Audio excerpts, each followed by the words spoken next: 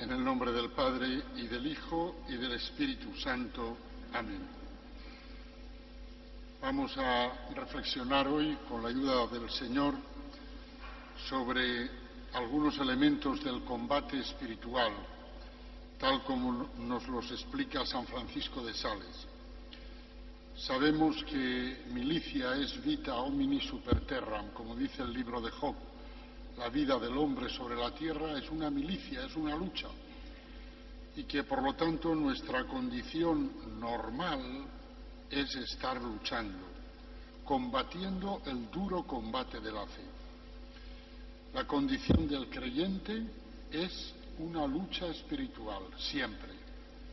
Una lucha espiritual además muy fuerte, por cuanto que, como dice San Pablo, no es una lucha contra la carne y la sangre, como diciendo, ojalá fuera contra la carne y la sangre, sino contra los enemigos espirituales invisibles, los espíritus del aire, dice él, que pueblan este mundo. Es una manera de decir contra los demonios, en último término, contra esas que son los responsables de esas atmósferas espirituales opacas, negativas, con las que intentan envolvernos para hacernos pecar. Por lo tanto, lo normal es vivir en un continuo combate espiritual. Y sobre este aspecto tan importante de la vida cristiana, San Francisco de Sales nos enseña algunas cosas bastantes muy interesantes, muy útiles. Por ejemplo, nos enseña, en primer lugar, que lo que da valor a nuestras obras es solo el amor de Dios. Solo. No es la grandeza de las obras, ni la cantidad de nuestras obras, lo que hace que agrademos a Dios, sino únicamente el amor que hay en ellas, el amor de Dios que hay en ellas. Eso es lo que da valor a todas nuestras obras. Esto es algo que nos puede desconcertar. Muchas personas piensan que lo que da valor a las obras es que cuesten mucho, Pero nuestro santo nos dice, no. Lo importante no es lo que cuesten, lo importante es la cantidad y la calidad del amor de Dios que hay en ellas. Si te cuesta mucho pero no hay ningún amor, eso no tiene ningún valor de cara a la santidad, de cara a la perfección. Porque solo el amor de Dios, o sea, cuando decimos el amor de Dios, queremos decir el amor del que se dice que Dios es amor. El amor con el que se aman el Padre, el Hijo y el Espíritu Santo. Eso, en el lenguaje técnico cristiano, se llama la caridad. Pues solo la caridad que haya en nuestras obras es lo que les da valor espiritual a ellas. Por lo tanto, dice San Francisco de Sales, estemos atentos no a hacer mucho, sino a hacer bien. Interesante. No a hacer mucho. Esas personas que parece que están estresadas de tanto trabajar por la salvación del mundo, y uno dice, pero ¿dónde vas? Tanta prisa, tantas...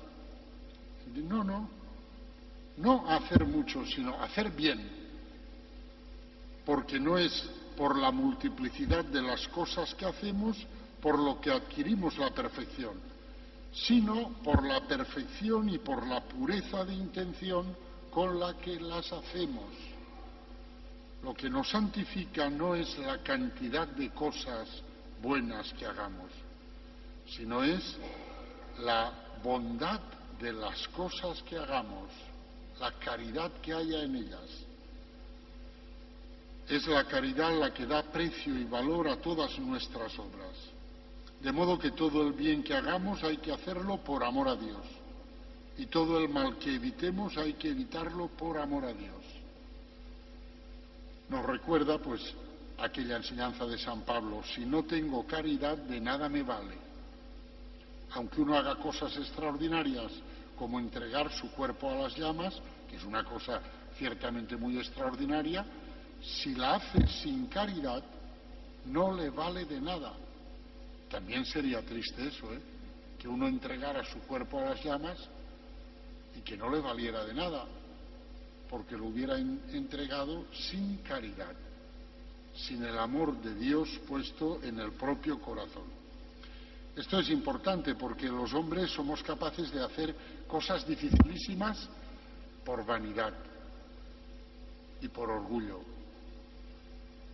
Por lo tanto, hay que estar atentos. La garantía de que esto que estoy haciendo me sirve para la santificación no es que me cueste mucho, es el amor de Dios que haya en ello. Por lo tanto, una primera enseñanza que debemos de retener. Una segunda se refiere a las cosas pequeñas. San Francisco de Sales insiste mucho en que habitualmente el amor de Dios solo lo podemos vivir en las cosas pequeñas, porque casi nunca tenemos ocasión de realizar obras magníficas, y es posible que en toda nuestra vida no tengamos ni una sola ocasión de hacer una gran obra.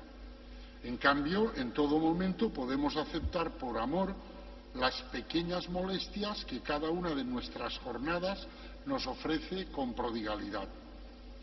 En esto son muchas las personas que se equivocan, dice él, porque se preparan para afrontar grandes aflicciones y están desarmados y sin fuerzas frente a las pequeñas y cotidianas. Es curioso esto, pero es verdad. A lo mejor nos pasamos la vida programándonos para que llegue una gran ocasión en la cual nosotros demos un testimonio de Cristo, vamos, que se va a caer el mundo. Una cosa impresionante. Y esa ocasión no va a llegar en toda la vida. Pero es que lo curioso es que nos preparamos para esa supuesta ocasión y mientras no aguantamos al vecino, no tal, no. Dice él, les ocurre como a María Magdalena, que tenía a Cristo resucitado hablando con ella, pero no le reconocía porque iba vestido de jardinero. Claro, María Magdalena buscaba al Señor que había hecho milagros. Y claro, y decía, este no puede ser, este es el jardinero de aquí. Y era el Señor. También a nosotros nos puede pasar lo mismo. Nos pasamos la vida buscando la gran ocasión de dar un testimonio de Cristo, en fin, apabullante, y tenemos multitud de ocasiones de dar ese testimonio de Cristo y mira, no la sabemos reconocer. Por eso estemos atentos a las cosas pequeñas. Sigue él diciendo, la vida cotidiana es una excelente maestra de santidad por las incesantes renuncias que nos impone si nosotros nos sabemos amoldar a su austera disciplina. Soportar las pequeñas injurias, las pequeñas incomodidades, las pérdidas de poca importancia que ocurren cada día, esas pequeñas caridades cotidianas, ese dolor de cabeza, ese dolor de muelas, ese capricho del marido o de la mujer, ese vaso que se rompe, esos guantes que se pierden, esa pequeña incomodidad de ajustarse a un horario que nos permita rezar cada día, esa pequeña vergüenza de mostrar en público que somos creyentes, etcétera, etcétera. Todo eso, dice él, llevado con amor, contenta muchísimo a Dios, que nos ha prometido la felicidad a cambio de un vaso de agua. Por lo tanto, no despreciemos el vaso de agua. Hay quien se programa grandes penitencias, pero hombre, pues no grandes penitencias, llevar la vida cotidiana con dulzura, porque en la vida cotidiana siempre hay un mosquito que pica, siempre, todos los días, y algunos días varios mosquitos. Pues eso llevado con dulzura, con serenidad. Una actitud muy importante que nos inculca San Francisco de Sales es la de aceptar sin discutir la voluntad de Dios. no discutir con Dios. Él dice que la orientación de la mirada es fundamental. A una dirigida suya le escribe: no permitáis, mi querida amiga e hija, a vuestro espíritu que se mire a sí mismo y que se centre en sus fuerzas y en sus inclinaciones. Hay que centrar los ojos en la voluntad de Dios y en su providencia. Porque, mirad, esta es una opción espiritual fundamental. O uno elige mirarse a sí mismo para ser santo, es para ser santo, pero el caso es que se está mirando a sí mismo, examinando las entretelas de su alma para ver si avanza, si retrocede, si voy mejor, si voy peor, y está ahí haciéndose sus cuadritos y sus balances. O uno elige mirar a Dios, a ver si se le pega algo. San Francisco de Sales nos dice: elegid mirar a Dios. Mirar a Dios. La orientación de la mirada, mirar a Dios. Y de rebote, de refilón, os veis a vosotros mismos, pero eso de refilón. No elijáis, dice él, centrar la mirada en vosotros mismos, ni siquiera para ser santos, porque la mirada debe estar siempre centrada en Él, en Dios. Nuestro examen de conciencia, dice él, no debe tender a conocer si somos imperfectos, pues eso es algo de lo que no debemos dudar nunca. Claro, dice él, vaya un chiste, de una persona que se para un cuarto de hora todos los días para ver si es imperfecta. Y dice, pero qué tontería más grande. Pues claro que eres imperfecta, si el único perfecto es Dios. Entonces, vamos a ver, no centremos la mirada espiritual sobre nosotros mismos, sino sobre el Señor. Y en esa mirada, sí, dice él, la cruz es de Dios y no hay que mirarla, sino acomodarse en ella, como haríamos con una persona con la que tuviéramos que vivir toda la vida. Como hacían los matrimonios de antes, los que se casaban para toda la vida. Bueno, y los cristianos de ahora también se casan para toda la vida, ¿no? Que cuando descubrías esa cosa que no te gustaba de tu marido o de tu mujer, pues decías, santa paciencia, porque esto es hasta que la muerte nos separe. Y te acomodabas como podías. ¿Qué vas a hacer? Eso es como cuando uno va de excursión y tiene que dormir en el suelo. Pues como en el suelo, pues siempre hay piedras, ¿no? ¿Y qué hace uno? Pues empieza ahí a moverse hasta que más o menos se acomoda con las piedrecitas que hay y se duerme. Pues así hay que hacer, dice él, con la cruz. No hay que mirarla, hay que acomodarse a ella. Porque si uno se pone a mirar la cruz que tiene, pues ya va mal, ya está a punto de caer en una especie de megalomanía. Es que qué cruz que me ha tocado, es que qué cosa más grande, es que es lo que menos deseaba, es que... Pero hombre, no, todos esos romances, ¿para qué?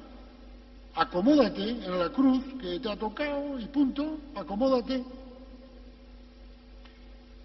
Hemos de aceptar la voluntad de Dios sin discutir con Él, sin pretender hacer negocios con Él, dejándole la libertad de golpear cuando y donde Él quiera.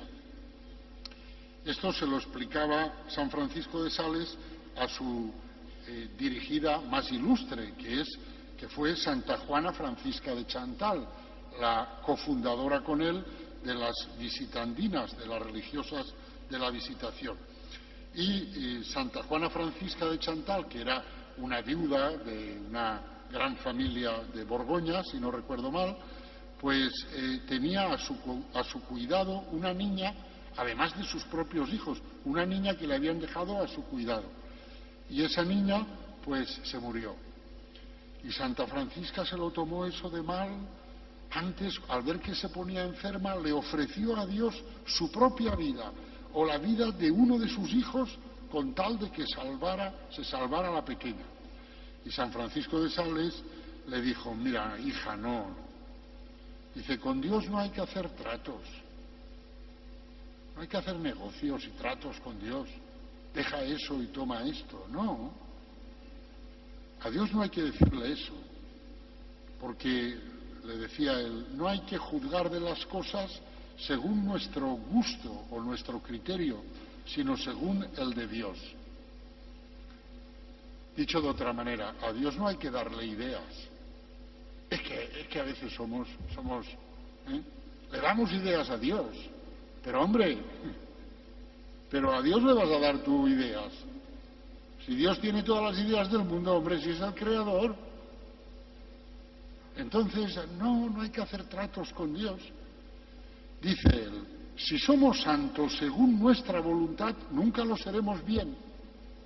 Qué gran verdad. O sea, si yo diseño mi santidad, eso no es santidad, eso es vanidad de vanidades. Por lo tanto, dice él, hemos de ser santos según la voluntad de Dios. Claro, porque es que a mí me gustaría ser santo, pues, yo qué sé, una cosa grande, heroica, preciosa. Y el Señor dice, pues no, tú tienes que ser santo ahí, pues yo qué sé, aguantando tu vesícula, lo otro, tal, bobadas.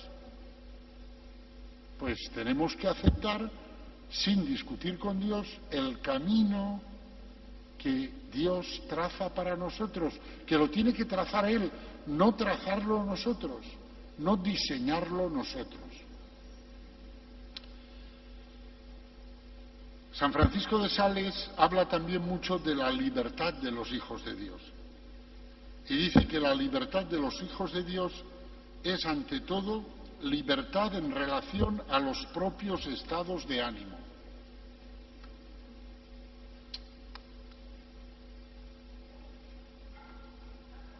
Libertad en relación a los propios estados de ánimo. Esto es profundísimo, porque sabéis que la Sagrada Escritura habla de la gloriosa libertad de los hijos de Dios. Algunos, pues en fin, a lo mejor entienden que esa libertad es, vete a saber qué. Y San Francisco de Sales dice, la gloriosa libertad de los hijos de Dios es, ante todo, libertad en relación a los propios estados de ánimo. Y pone este ejemplo. Dice, yo estoy triste y por lo tanto no quiero hablar. Los carreteros y los periquitos actúan así.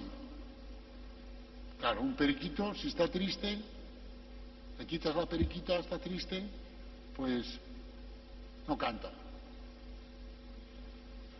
Dice, yo estoy triste y puesto que la caridad exige de mí que hable, hablaré. Así es como actúan los hombres espirituales. Vivir según el Espíritu Santo es hacer lo que la fe, la esperanza y la caridad nos enseñan y no lo que nos piden nuestros estados de ánimo. Para vivir según los estados de ánimo no hace falta estar bautizados, vaya una gracia. Ni hace falta tener fe ni rezar. Vivir según los estados de ánimo es dejarse llevar del estado de ánimo. Hombre, eso lo sabemos hacer todos. Pero como dice él, también los animales lo hacen. Los que tienen animales, el otro día un amigo, sorprendentemente para mí, pues se ha hecho muy amigo de un gato y tal, y me contaba pues en fin, los estados de ánimo del gato y cómo se le nota. Pues mira, pues será verdad, también los animales tienen estados de ánimo y actúan según sus estados de ánimo, por eso son animales. Pero nosotros, que estamos llamados a ser hijos de Dios, no tenemos que actuar según nuestros estados de ánimo, sino según lo que la caridad nos pida. Y en eso está la libertad. Ser libre es eso. Y San Francisco de Sales da algunas características de esa libertad verdadera de los hijos de Dios. Por ejemplo, dice, el hombre espiritual que es libre no se apega a los consuelos espirituales, sino que recibe las aflicciones con toda la dulzura que la carne puede permitir. No digo que no ame y desee los consuelos, sino tan solo que no se apega a ellos. Es normal amar y desear los consuelos, pero es libre en relación a los consuelos. Quiere a Dios, no a los consuelos de Dios, sino a Dios. Otra característica es que no se apega tampoco a los ejercicios espirituales, a las prácticas de piedad. De tal modo que si por enfermedad o por cualquier otra razón no puede realizarlos, no se aflige por ello. No digo, dice él, que no ame esas prácticas de piedad. Digo tan solo que no se apega a ellas. Esto también es profundísimo. Hay personas que se creen muy espirituales, pero que si no pueden cumplir el plan de vida que se han hecho para ese día, se ponen atacadas de los nervios. Es una cosa que no hay quien esté a su lado. Porque no pueden soportar haber fallado ese día a una de sus prácticas de piedad. San Francisco de Sales nos dice, eso es mala señal. No eres de verdad un hombre espiritual. Si eres un hombre espiritual y te has propuesto, por ejemplo, rezar el rosario todos los días, y un día, por lo que sea, no has podido, pues te acuestas y te duermes sin rezar el rosario con toda paz. Con toda paz. Aunque ese día, pues eso, no has hecho esa práctica de piedad. Otra característica del hombre espiritual, verdaderamente libre, dice él, es que no pierde nunca la alegría. Ninguna privación lo entristece, porque su corazón no estaba apegado a nada. No digo, afirma el santo, que no la pierda, de momento, dice, pero es por poco tiempo. O sea, no digo, dice él, que te dan un golpe, una contrariedad, y de momento se te va la alegría. Dice, pero por poco tiempo, inmediatamente vuelve, porque enseguida reacciona y dice, no pasa nada. Me han quitado esto, he perdido esto, pero no he perdido al Señor y por lo tanto no pasa nada. Otro aspecto del combate espiritual en el que él insiste mucho es lo que él llama la santa indiferencia, y que se hizo famosa con esta célebre frase suya, nada pedir y nada rehusar. Con esa frase él quiere decir que hay que abandonarse por completo en los brazos de la providencia, sin entretenerse en ningún deseo, sino queriendo lo que Dios quiere para nosotros. Y dice, en esto consiste la santa indiferencia. Dicho de otra manera, la santa indiferencia es, no diseñes tú tu camino, no diseñes tú tu santidad. Deja que el Señor, a través de los acontecimientos de la vida, te vaya haciendo descubrir cuál es tu camino, cuál es el diseño de santidad que Él ha pensado para ti. Pero tú no lo diseñes, tú abandónate. Escribía él, dejad todo lo que os concierne a la providencia de Dios, que ella gobierne y disponga del cuerpo, del espíritu, de la vida, del alma y de todo según su muy santa voluntad, sin pensar, querer, discernir o temer cosa alguna. Vivid cada día la jornada de ese día y dejad el cuidado de todo lo demás a nuestro Señor. Rechazad las tentaciones, los miedos, las imaginaciones sobre el futuro y todas esas cosas, burlándoos de ellas. ¡Qué gran arma para el combate espiritual! Burlarse de todas esas imaginaciones que nos montamos, por ejemplo, sobre el futuro. ¿Y qué será de mí? Y cuando llegue viejo, me tendrán que cuidar las descerebradas estas que tienen ahora 15 años, y vete a saber lo que habrá en esas cabezas, y tal, y no sé cuántos, y venga a dar vueltas, Y él dice, burlaos de eso. Porque como os toméis en serio todo eso, estáis perdidos. Burlaos de todo eso y caminad en paz. No hay que preocuparse por el día de mañana, porque el Dios que reina hoy, reinará también mañana. Qué gran verdad. Solo hay que preocuparse del hoy, del presente. Y por la mañana decir, Señor, vamos a vivir este día juntos. Dame el pan de cada día, del día de hoy, dámelo, por favor. Dame tu fuerza, tu gracia, tu espíritu. Y voy a vivir hoy, nada más que hoy. Y mañana seguirá existiendo Dios, hombre, y te seguirá amando. Pues mañana por la mañana volverás a hacer la misma oración y todo saldrá de maravilla. Pero esas neuras que nos dan, esas neuras sobre el futuro, ¿y qué será de mí? ¿Quién mirará por mí? ¿Y si me pasa esto? ¿Y si me da lo otro? ¿Y si...? Pues todo eso, dice él, burlaos de todo eso. Él insiste muchísimo en que hay que proceder en todo apaciblemente. Él insiste muchísimo en la paz interior, en que hay que actuar siempre tranquilamente, siempre apaciblemente. Si nos llega una pena interior o exterior, hay que recibirla apaciblemente. Si es una alegría lo que nos llega, hay que recibirla también apaciblemente, sin ponerse a saltar.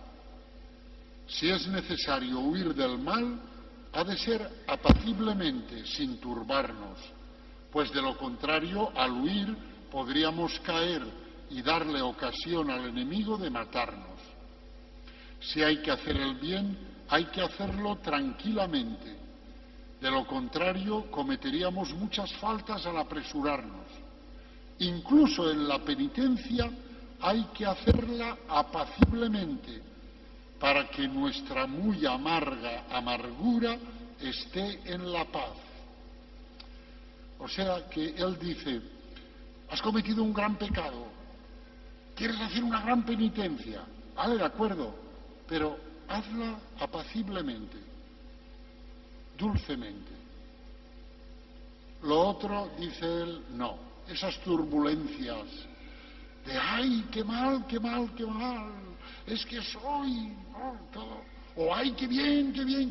No, dice esas euforias y esas depresiones, dice, no son buenas. Todo apaciblemente.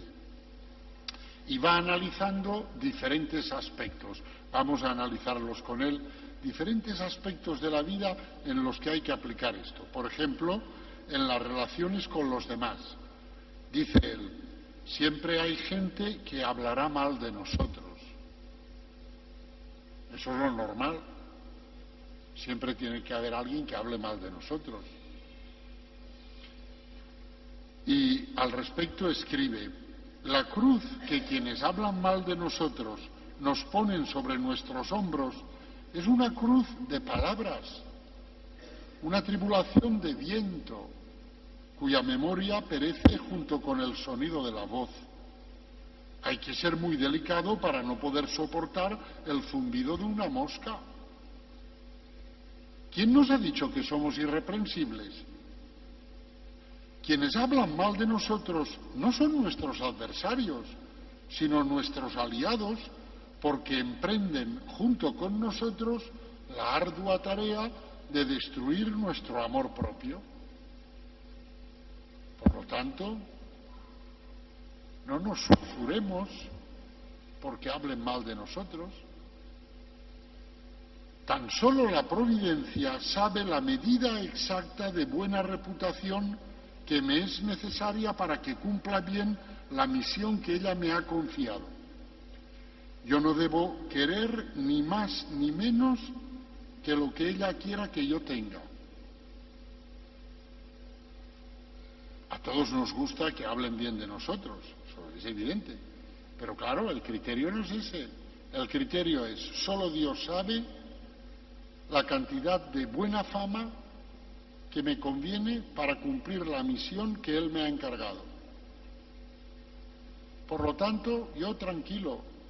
Si hablan mal de mí, acordaos del santo rey David, que cuando subía a la cuesta de los Olivos, huyendo de su hijo Absalón, que se había rebelado contra él, apareció por allí uno de la tribu de Benjamín, tirándole piedras y llamándole asesino y acusándole de cosas que no había hecho.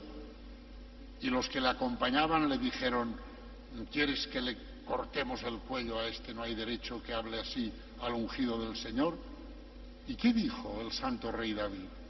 Dijo: déjalo, déjalo, que a lo mejor le ha mandado Dios que me maldiga. Tú déjalo, ¿qué sabemos? Porque uno puede tener una fama estupenda y no hacer espiritualmente nada. Y a lo mejor otro puede estar crucificado por las habladurías y las calumnias de él y convertir esa situación en una gran fecundidad espiritual. Por lo tanto, dice él, no nos enfademos cuando hablen mal de nosotros. Más bien habría que decir con buen humor: ese que ha dicho eso de mí es el único que me conoce de verdad. Y quedarnos tan tranquilos. Otras veces es que en las relaciones con los demás el prójimo nos cae mal, nos resulta antipático. A veces no sabemos por qué. Tal vez sea, dice él, a causa de su fisonomía, de su aire, del tono de su voz. Es que es así, la vida, la convivencia humana es así. Una persona me cae mal y no sabe por qué, y a lo mejor es pues, por yo qué sé. Otras veces sí lo sabemos porque pueden ser sus tics que nos ponen nerviosos, o sus excesos verbales, o algún rasgo de su carácter, o su manera de obrar. Dice él: hemos de aprender a considerar al prójimo en Dios, a ver al prójimo en el corazón de Cristo. Quien mira al prójimo fuera del corazón de Cristo fácilmente no lo amará, o lo amará de una manera impura o inconstante. Por lo tanto, pues hemos de tomar también con dulzura, con paz, a esas personas que nos caen mal, que nos ponen de los nervios. A veces descubrimos, también en la relación con los demás, que el prójimo no nos ama. Cuando eso ocurre, hemos de seguir adelante por nuestro camino sin detenernos a considerarlo. Esto es muy importante para el combate espiritual. Cuando te das cuenta de que alguien no te quiere, no hagas el más mínimo caso. Como te pongas a pensar que no te quiere, ¿y por qué no me querrá? ¿Y cómo es posible que él no me quiera? Estás perdido. Por eso dice San Francisco de Sales: cuando te das cuenta que alguien no te quiere, no pasa nada, tú no te inmutes, tú sigue tu camino, pero no te pares a pensar por qué no te quiere. No te pares, que eso es una trampa. Tú sencillamente sigue tu camino, sin más. Si al Señor le complace que los demás nos amen, hemos de agradecérselo de corazón, porque es un gran consuelo y una gran bendición. Eso está claro. Pero si el Señor se complace en que nos contentemos solo con el amor del corazón de Cristo, pues hemos de conformarnos con ello. ¿Qué vamos a hacer? Y no hacer ningún drama de eso. Es que no me quiere nadie. Pues bueno, pues mira, pues Cristo me quiere, Dios me quiere, pues tendré que vivir solo con ese amor. Pues bueno, pues a vivir solo con ese amor, sin hacer ningún drama y sobre todo sin pararse a pensar que los demás no me quieren y por qué no me quieren. Cuando nos calumnian, por ejemplo, dice él, el mejor remedio contra las mordeduras de las calumnias es ignorarlas por completo, despreciarlas, actuando como si nadie nos hubiera calumniado. El honor de las gentes de bien lo protege Dios, que permite a veces que se nos calumnie para que ejercitemos la paciencia. Pero Dios defiende siempre el honor de los suyos. Y por lo tanto, dice él, nunca entres en pleitos para reparar tu reputación, para defender tu honor. Nunca. Esto es de una inmensa sabiduría. ¿Te calumnian? Pues mira, tú sigue como si no hubieras oído nada. No te pongas a discutir para reparar tu honor, porque esa es otra trampa, entonces estás perdido. El Padre del Cielo dirá, mira qué hija más espabilada que tengo, cómo se defiende cual gato panza arriba cuando la calumnian, ¿eh? Y dirá, pues vamos a dejarla, porque ella ya funciona muy bien, ella sola. No, es mucho mejor tú no te defiendas. Entonces te defenderá Dios. Dios te hará justicia. Y así saldrás ganando infinitamente más que si te defiendes tú mismo. Cuando el demonio nos ataca, dice él, ¿qué hay que hacer? Dice, al demonio no le importa lo más mínimo que hagamos grandes penitencias, con tal de que seamos nosotros quienes las hayamos decidido. Pues lo que ahuyenta al demonio no es la austeridad, sino la obediencia. ¡Qué gran verdad! ¡Qué gran verdad! Lo que ahuyenta al demonio es la obediencia, y eso es lo que casi nadie quiere hacer.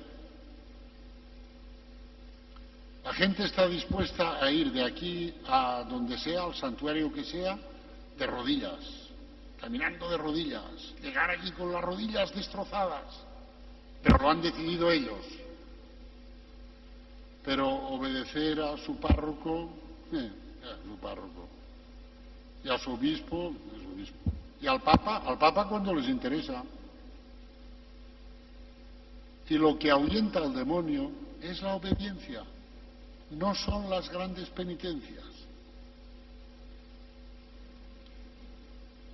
Dice San Francisco de Sales, yo admiro al pequeño niño de Belén, que tanto sabía y tanto podía, y que sin decir una palabra se dejaba manejar, fajar, atar y envolver según se quería. Este dejarnos hacer, que se obtiene por la obediencia. Solo el que obedece se deja hacer. El que no obedece no se deja hacer. Y solo el que se deja hacer llega a la infancia espiritual y tiene la paz. Y con la paz la alegría. En relación con las amistades, San Francisco de Sales fue un hombre de grandes amistades.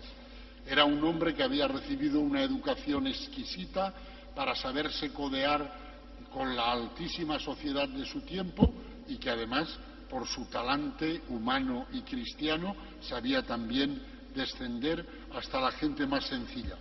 Él fue un hombre de grandes amistades y de muchas amistades, y él de la amistad sabía mucho, y distingue él entre las amistades mundanas y las amistades espirituales. Atención, las amistades mundanas, dice él, suelen ser ricas en palabras llenas de miel, en mimos y arrumacos, hechos de pequeñas palabras apasionadas. Es que eres único, es que eres especial. Y de alabanzas a propósito de la belleza y de las cualidades sensibles. La amistad espiritual, en cambio, usa un lenguaje simple y franco y solamente alaba a la virtud y a la gracia de Dios, que son su único fundamento. Las amistades mundanas conducen a miradas afectadas, melindrosas e inmoderadas, a caricias sensuales y a suspiros desordenados. ¡Ay, cómo eres! A pequeñas quejas por no ser suficientemente amado, a pequeñas, estudiadas y atrayentes reservas, a galanterías y búsquedas de besos que son presagios ciertos e indudables de una cercana ruina de la honestidad. ¿Cuánto que sabía este hombre del siglo XVII, Pero de todos los siglos, porque entonces lo hacían con los miniraques y ahora lo hacen con las minifaldas, pero es lo mismo. La amistad espiritual, en cambio, está cimentada sobre la sangre del Cordero y evoca por ello mismo la pureza, la fecundidad espiritual y la paz, pues el amor puro une inseparablemente los corazones sin tocar los cuerpos. ¡Qué maravilla! San Francisco de Sales entiende que es muy difícil salir de esas amistades mundanas porque nos envuelven. Es el estar en la onda, el estar en la onda. Es el ser un hombre de mundo, el tener relaciones, el saber estar, todo eso está hecho, pues en el fondo, de eso que él llama amistades mundanas. Y dice que una vez que se ha caído en ellas, pues es muy difícil salir de ellas. Y por eso es curioso, él, que es un hombre tan mesurado, tan dulce, tan comprensivo, sin embargo, en este tema dice: cortad, rasgad, romped.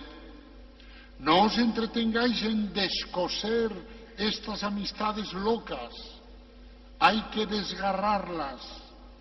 No hay que desatar los lazos, sino romperlos o cortarlos. Solo a este precio se adquiere la paz. Es una gran verdad. Hay realidades con las que no se puede hacer otra cosa más que cortar radicalmente. Porque si empiezas ahí a desatar y no, esto y tal, quedamos como amigos, ¿eh? ¿Cómo que quedamos como amigos? Si hay que cortar, saca el hacha y corta. Hay que quedar con amigos, ¿eh? Todos me entendéis.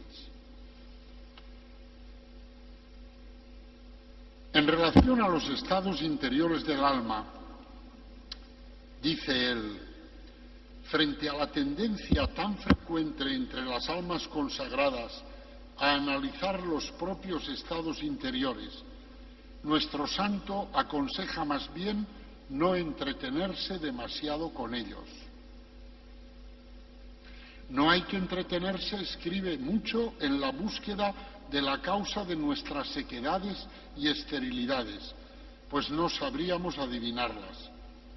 Basta con humillarse mucho y consentir en ello, ya sea porque nuestro Señor nos lo ha enviado para castigarnos de algún defecto, ya sea porque nos lo haya enviado para probarnos y hacernos más puramente suyos. Hay personas que se creen muy espirituales y que lo que les encanta es mirarse el ombligo todo el día. Que el ombligo, ya me entendéis, mirarse su alma y ver si estoy bien, si estoy mal, si estoy así, si siento consuelo, si no siento consuelo. Y él dice: sequedades, tristezas, dereliciones interiores, noche del espíritu, nada de todo eso turbará nuestra paz, pues todos esos estados, aunque nos ocultan la visión de Cristo, no nos privan de su presencia. O sea, su planteamiento es: lo importante es estar con el Señor. Que sientas o que no sientas no tiene ninguna importancia, con tal de que estés con el Señor. Y pone un ejemplo muy sugestivo. Dice: en la muerte de nuestro dulce Jesús se hicieron tinieblas sobre toda la tierra, lo dice el Evangelio. Pienso que María Magdalena se quedaría muy mortificada por el hecho de no poder ya ver con claridad a su querido Señor. Solamente lo entreveía sobre la cruz. Seguramente se pondría de puntillas y dirigiría con fuerza su mirada hacia él, pero tan solo vería una cierta blancura, pálida y confusa.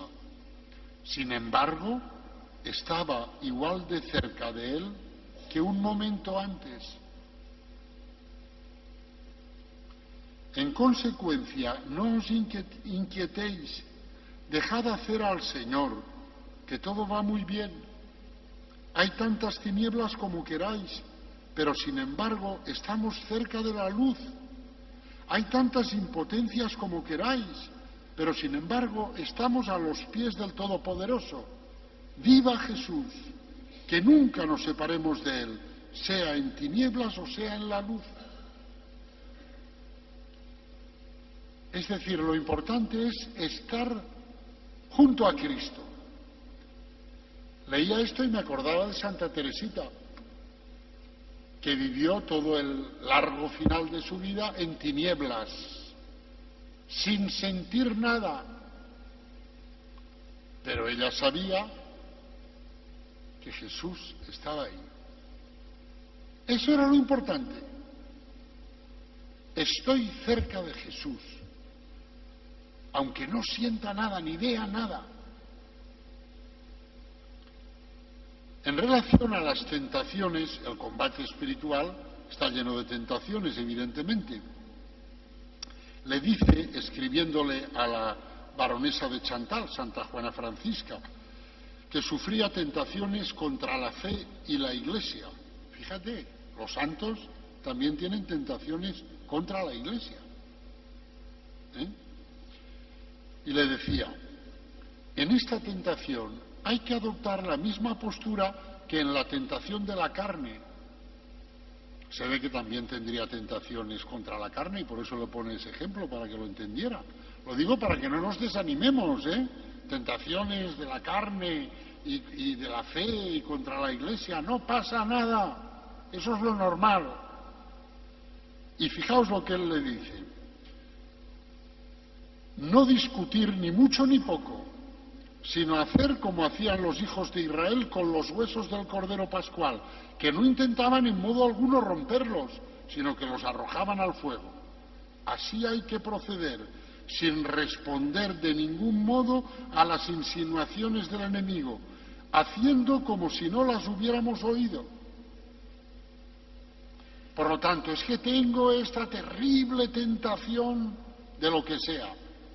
Respuesta de San Francisco de Sales: no le hagas ningún caso, no le prestes ninguna atención, no quieras romper ese hueso, no, que eso es una trampa, no quieras entrar ahí, es que tengo esta tentación contra la Iglesia y entonces yo quiero saber y averiguar. No, ese no es el buen camino. No quieras romper los huesos, échalos al fuego. San Francisco de Sales compara al demonio con un mastín ladrador y aconseja burlarse de él dejándole ladrar, pero sin hacerle ningún caso. Como quiera que Santa Juana Francisca se siguiera quejando de tantas tentaciones, de nuevo nuestro santo le dice: usted presta demasiada atención a las tentaciones, ahí está todo el mal. Sea firme en su resolución, porque todas las tentaciones del infierno no sabrían manchar a un espíritu que no las ama. Por lo tanto, dejadlas correr a las tentaciones. El apóstol San Pablo sufrió tentaciones terribles y Dios no se las quiso quitar, ciertamente por amor.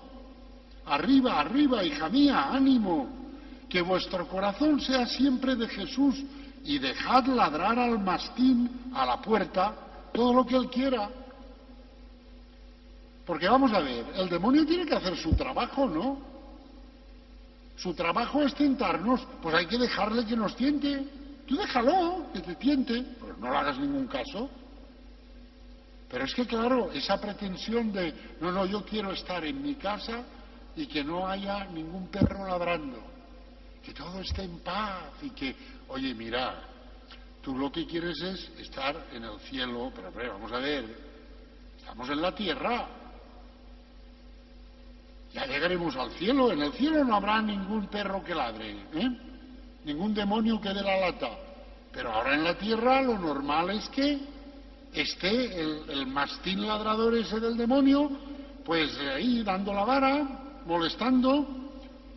Pero no le hagas ningún caso. Déjalo a la puerta de tu casa, que guau, pues que vaya diciendo tentaciones de todo tipo. Tú déjalas. Pero tú, que tu corazón esté con el Señor, punto. No les hagas ningún caso. Con las tentaciones, dice él, es como con las abejas, que nos pican si por temerlas intentamos espantarlas. El célebre chiste: hermana mosca, apártate. No lo voy a contar, que un retiro no es para contar chistes, pero en fin. Por eso no hay que pensar tanto en las tentaciones, ni temerlas demasiado, ni prestarles demasiada atención. Si mantenemos bien cerrada la puerta de nuestro consentimiento, no tenemos nada que temer del furor del demonio, ni de la violencia de las tentaciones. Me acordaba yo de esto cuando venía para acá, porque me venían unas tentaciones terribles. Y digo, mira, ves, lo que vas a predicar, pues el Señor dice, vale, practícalo mientras vas. Pues no le hagas caso. ¿Qué vas a hacer? A lo mejor vas a decir misa, estás diciendo misa y te vienen unas tentaciones horrorosas. Pues ¿qué tienes que hacer? Pues déjalo que ladre, tú sigue diciendo misa. ¿Qué vas a hacer? ¿O es que quieres ser un ángel? No eres un ángel, hijo. No estás en el cielo, estás en la tierra. Pues es normal tener tentaciones, pero tú no les hagas ningún caso. La táctica que nuestro santo propone para luchar contra las tentaciones consiste en un desprecio por el cual uno desdeña combatirlas o discutir con ellas y que las exorciza mediante actos de amor a Dios. Por lo tanto, una tentación de lo que sea terrible, no discutas con ella, no discutas con ella, ¿eh? Si discutes estás perdido. Tú no discutas con ella, no la analices, no, simplemente no le hagas caso y haz actos de amor al Señor. Ya está. La tentación terrible, haz un pequeño acto de amor al Señor. Pero no te pongas a discutir con la tentación, que si no estás perdido. Él aconseja, qué gran sabiduría desde luego, no filosofar sobre el propio mal. Somos muy aficionados a filosofar sobre nuestro propio mal. Yo es que tengo estas tentaciones, este problema, porque es que yo soy así, claro. Yo soy un Escorpio, ascendente Sagitario, me educaron en tal colegio, tuve un padre autoritario, una madre no sé cuántos, tal, y dale, venga a filosofar sobre nuestros males. Todo eso sobra. No hace más que engordar el ego. No sirve espiritualmente para nada. No hagas ningún caso de la tentación y haz algún acto de amor al Señor, aunque sea pequeñito. También observa que en nuestro espíritu, esto también es muy interesante, él se da cuenta de que en nuestro espíritu hay una parte inferior y una parte superior, y que es muy posible que cuando tenemos una tentación, la parte inferior de nuestro espíritu se complace en la tentación. Eso es verdad. Tenemos una tentación y a veces la parte inferior de nuestro espíritu se complace en ella. Pero él dice, lo que importa es la parte superior. La parte superior es la voluntad, es el consentimiento. Con tal de que la parte superior de nuestro espíritu, es decir, la voluntad, el consentimiento, esté apegado a Dios y fijado en Dios, pues no pasa nada porque la parte inferior de nuestro espíritu, pues mira, pues se complace en esa tentación, porque nada más de ponerle la tentación por delante, pues ya parece que se relame, ¿no? Como los que somos golosos cuando llegamos al escaparate de la confitería, ¿no? Nada más de verlo ya parece que estás disfrutando, ¿no? Pero bueno, la parte superior es la voluntad. Mientras no entres, te compres el pastel y te lo comas, pues no te sube el azúcar, ¿verdad? O el colesterol, o lo que sea, o lo que tengas que cuidar.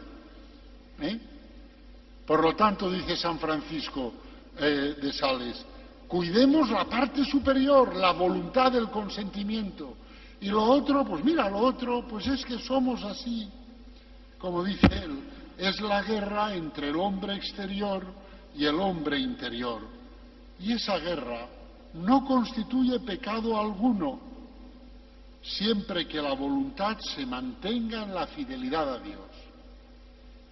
mire, es que tengo esta tentación y nada más de tenerla, algo en mí se relame de gusto.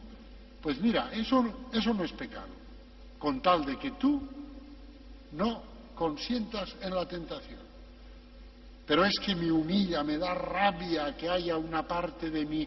Pues hijo, pues mira, pues lleva eso con paciencia y con dulzura, porque eso te sirve para que te des cuenta de que no eres un ángel, ni eres un santo de altar, ni estás santificado del todo, y que te queda mucho por purificar. Pues sí, pues, pero todo eso son cosas buenas. Ánimo. En resumidas cuentas, San Francisco de Sales nos recuerda dos grandes verdades: que hemos de estar siempre vigilantes, desconfiando de nosotros mismos y pidiendo ayuda al cielo, y que nuestros enemigos, segunda verdad importante, pueden ser rechazados, pero no destruidos. Claro, a nosotros nos gustaría destruir por completo a nuestros enemigos espirituales y no tener ya tentaciones. Pero, amigo, eso no toca aquí en la tierra. Aquí en la tierra lo que toca es vencer a las tentaciones porque no consentimos en ellas, pero no vencerlas en el sentido de que ya no tengamos tentaciones. Pues claro que seguiremos teniendo tentaciones, y es que es lo normal. Si no las tuviéramos, seríamos insoportables, porque las tenemos y así todos lo somos. Que fíjate, si no las tuviéramos, nos creeríamos supersantos, ¿no? O sea que no habría aquí quien viviera, ¿no? La tentación está para recordarnos que somos de tierra y por lo tanto, pues en fin, el barro, la tierra nos sale por todos los lados. En relación a los apresuramientos, los apasionamientos, las impaciencias, las prisas y otras hierbas del mismo género, nuestro santo entiende que las cosas hechas con prisa están siempre mal hechas y que la actitud correcta debe consistir en recibir con paz los asuntos que nos llegan y en intentar resolverlos por orden, uno detrás de otro, pues el apresuramiento impide realizar bien aquello mismo que quiere realizar. San Francisco de Sales nos recomienda una dulce diligencia, pero dulce, porque las diligencias violentas estropean el corazón y además del corazón estropean los asuntos que quieren resolver. El tiempo se emplea más útilmente cuando se le emplea apaciblemente. Yo me estoy dando cuenta de esto, Desde hace un tiempo, cada domingo por la tarde me hago una listita de todo lo que he de hacer en la semana siguiente. Lo que está ya previsto. Después vendrán cosas y pongo la listita allí en mi mesa. Y llego y miro y, pues una cosita. Ya me pongo. Cuando la termino, la tacho. Me da una alegría cuando tacho una cosita de esas. Pero así, una detrás de otra. Y veo que tiene razón. Pero eso de, todos los frentes juntos, ¿no? Aquí, el capitán Trueno contra todos. No. Eso no es bueno espiritualmente. El apasionamiento, dice él, es absolutamente nefasto. Hace que pasemos 100 veces la mano y los ojos sobre una cosa sin percibir nada de ella, precisamente porque la buscamos con excesivo ardor. ¡Qué gran verdad! El apasionamiento perjudica mucho nuestra vida espiritual.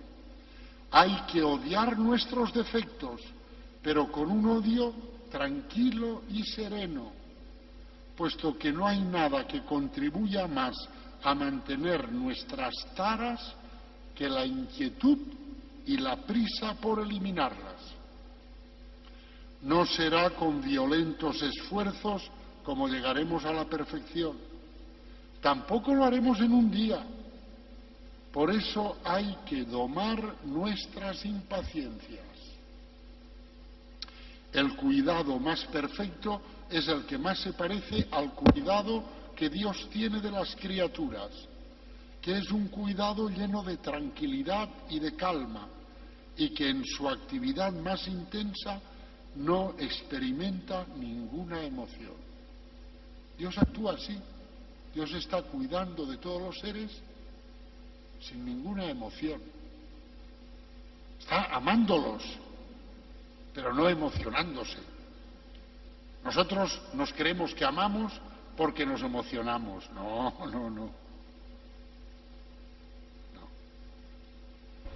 El amor ama y ama dulcemente, tranquilamente. Os leo un parrafito y con esto terminamos. Un parrafito que le escribió a una monja visitandina que le escribía, que le preguntaba, y que creo que refleja muy bien todo lo que hemos dicho. Ser servidora de Dios consiste en ser caritativa con el prójimo, en poseer en la parte superior del espíritu una inviolable resolución de seguir la voluntad de Dios, en poseer una muy humilde humildad y simplicidad para confiar en Dios y levantarse cada vez que uno caiga, en soportarse a sí mismo en las propias abyecciones y en soportar tranquilamente a los otros en sus imperfecciones. Que el Señor nos lo conceda. En el nombre del Padre, y del Hijo, y del Espíritu Santo.